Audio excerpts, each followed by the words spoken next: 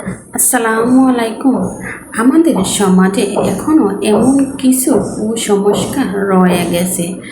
আমরা যতই শিক্ষিত মানুষ হই না কেন, কিন্তু আমরা কুসংস্কারগুলো থেকে বের হতে পারতেছি না এবং চেষ্টা করতেছি না।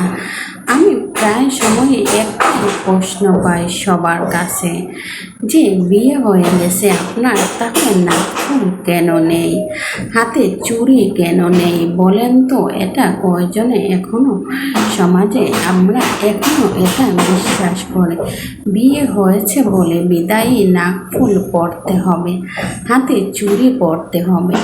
এটা কি বাধ্যতামূলক বলেন তো আপনারা? কেন তাহলে আপনারা মানুষকে অযথা প্রশ্ন করে বিব্রত করেন? আচ্ছা, এতে নাকফুল পরা আর হাতে চুড়ি পরার সাথে হাজব্যান্ডের সম্পর্কটা কি আপনারা বলতে পারবেন? একটা ছেলের যখন বিয়ে হয়, তখন কি সে বিয়ে হয়েছে বলেই কোনো কিছু চেঞ্জ করতে হবে? ওরা কি কোনো কিছু চেঞ্জ করবে বিয়ে হয়েছে বলে? তাহলে মেয়েদেরকে কেন বাধ্যতামূলক নাকফুল এবং হাতে চুড়ি পরতেই হবে? এটা কি কোনো হাদিস শরীফে আছে বলেন তো আপনারা? যদি কারোর জানা থাকে অবশ্যই আমাকে কমেন্ট বক্সে জানাবেন।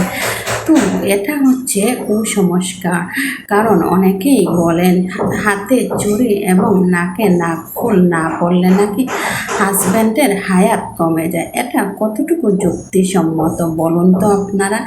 মহান রাব্বুল আলামিন আল্লাহ তাআলা আপনার এবং আমার যতটুকুই হায়াত দারাজ করে দিয়েছেন, ঠিক ততদিনই আমরা বাঁচতে পারবো। এর সাথে স্ত্রীর হাতে চুড়ি এবং নাকে নাকফুল পরা কতটা বাধ্যতামূলক আমি তো সেটা জানি না। সেটা পড়লে নাকি হাজব্যান্ডের হায়াত কমে, আর না পড়লে নাকি হাজব্যান্ডের হায়াত কমে। পড়লে হাজব্যান্ডের হায়াত বাড়ে, আর না পড়লে হাজব্যান্ডের হায়াত কমে।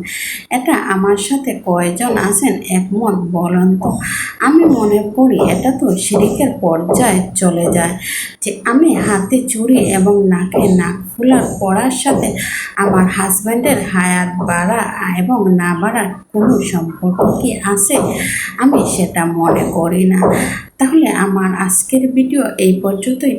আমার ভিডিওগুলো যদি আপনাদের কাছে ভালো লাগে অবশ্যই লাইক, কমেন্ট, শেয়ার দিয়ে পাশে থাকবেন। তাহলে আজকে এখান থেকেই বিদায় নিচ্ছি। সবাই ভালো থাকবেন এবং সুস্থ থাকবেন। আর যারা আমার ইউটিউব চ্যানেল থেকে দেখেন তারা অবশ্যই আমার চ্যানেলটিকে সাবস্ক্রাইব করে নেবেন এবং বেল বাটনটি ক্লিক করে